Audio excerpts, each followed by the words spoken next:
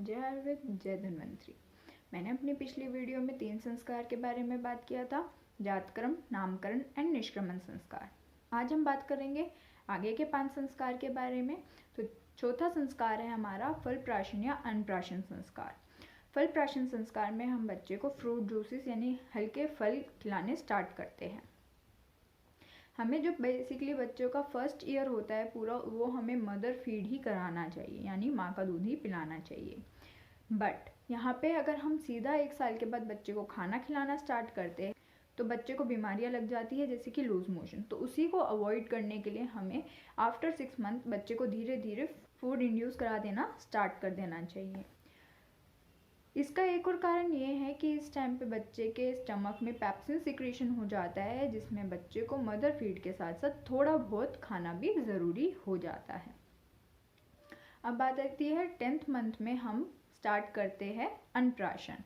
अन्नप्राशन यानी बच्चे को सीरियल्स देना या राइस वाटर देना। आज भी कलकत्ता जैसे स्टेट्स में अन्नप्राशन पूरे विधि विधान से हुआ जाता है और प्रजापत्य नक्षत्र यानी रोहिणी नक्षत्र में इसको किया जाता है। रोहिणी नक्षत्र इसलिए क्योंकि ये रिप्रेजेंट करता है ग्रोथ एंड डेवलपमेंट को। इस टाइम पे बच्चे की ग्रोथ एंड डेवलपमेंट होनी स्टार्ट हो जाती है, बच्चा नई चीज़ें अडेप्ट करता है, इसलिए बच्चे को हम प्रजापत्य नक्षत्र में ही अन्नप्राशन कराते हैं। फिर आती है आफ्टर 12th मंथ क्या देना चाहिए। आफ्टर 12th मंथ हमें बच्चे को अवलेह देना चाहिए। अवलेह ऐसे पदार्थ जो चाटने योग्य हो, च्यूएबल प्रोडक्ट्स नहीं देने चाहिए जो दांतों के द्वारा चबाए जाए। हमें हल्के चाटने योग्य पदार्थ देने चाहिए। उसमें घी हमें ऐड करना चाहिए जो कि मेन प्रोडक्ट रहता है अवलेह का। ऐसा इसलिए क्योंकि घी के जो गुण होते हैं वो सिमिलर होते हैं मिल्क से। तो ऐसे टाइम पे हमें बच्चे का 2nd ईयर में फूड एवं मदर फीड दोनों बैलेंस कर कर चलाने होते हैं। एंड आफ्टर 2nd ईयर मतलब 2 साल के बाद हमें बच्चे के अंदर अन्न ज़्यादा और मदर मिल्क बिल्कुल ही रिड्यूस करा देना चाहिए। अब बात आती है अगले संस्कार के बारे में। अगला संस्कार है हमारा कर्णवेधन संस्कार।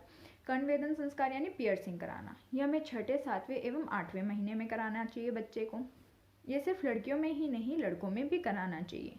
इसके पीछे का कारण ये है क्योंकि कर्णवेधन संस्कार एज अ एक्यूप्रेशर काम करता है और साथ के साथ बच्चे की इम्यूनिटी यानी रोग प्रतिरोधक क्षमता को भी बढ़ाता है।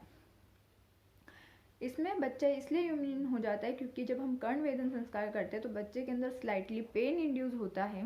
उसके बाद इन्फ्लामेशन होती है। इन्फ्लामेशन यानी शोथ यानी स्वेलिंग होती है, जो कि एज अ बफरिंग मैकेनिज्म काम करता है। एड्रेनल ग्लैंड को स्टिमुलेट करता है। एड्रेनल ग्लैंड जब स्टिमुलेट होता है तो रेस्पिरेटरी इन्फेक्शन से बचाता है, साथ के साथ बॉडी को भी इम्यून करता है। तो इसलिए ये लड़का और लड़की दोनों का कराना चाहिए। इन्फ्लामेशन एक तरीके का हीटिंग प्रोसेस है हमारी बॉडी का, इसलिए इसको समर सीजन में और साथ के साथ जब बच्चा इनडाइजेशन की प्रॉब्लम हो, यानी जब बच्चे को खाना सम्यक रूप से ना पचता हो, तो ऐसी कंडीशन में नहीं कराना चाहिए। अब बात आती है अगले संस्कार के बारे में, जो कि है 6ठा संस्कार, दैट इज चूड़ाकर्म संस्कार यानी बालों का कटवाना। बालों को हमेशा 1 साल से पहले या 3 साल के बाद ही कटवाना चाहिए। इसका रीज़न ये है कि दूसरे साल में क्यों नहीं कटवाना चाहिए, क्योंकि इस टाइम पे हमारी जो स्कल की बोन्स होती है वो आपस में जुड़नी स्टार्ट होती है।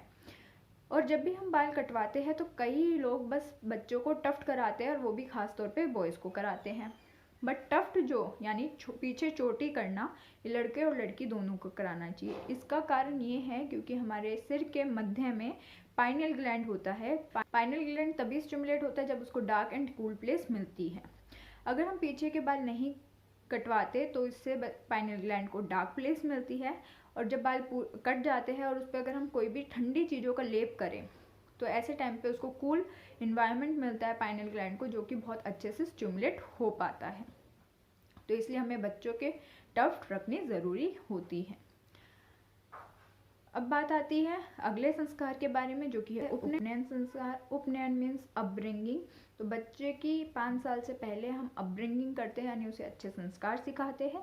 फिर 8वां संस्कार, जो कि है लास्ट संस्कार, वो है वेदारंभ संस्कार। इसमें हम बच्चों को बुक्स पढ़ानी स्टार्ट करते हैं, यानी वेद पढ़ाने स्टार्ट करते हैं। क्योंकि इस टाइम पे बच्चा कैपेबल होता है कोई भी चीज़ मेमोराइज करने के और लर्न करने के। तो ये थे हमारे टोटल 8 संस्कार। आई होप आपको संस्कार के पीछे साइंटिफिक लॉजिक पता लगा हो और उसे एक्चुअल जिस तरीके से होना चाहिए आप उसी तरीके से कराने का अभ्यास करोगे। अगर आपको ये वीडियो अच्छी लगी हो तो इसको अपने नियर वन या लव वंस के साथ ज़रूर शेयर करें और नीचे चैनल को सब्सक्राइब करें। Thank you.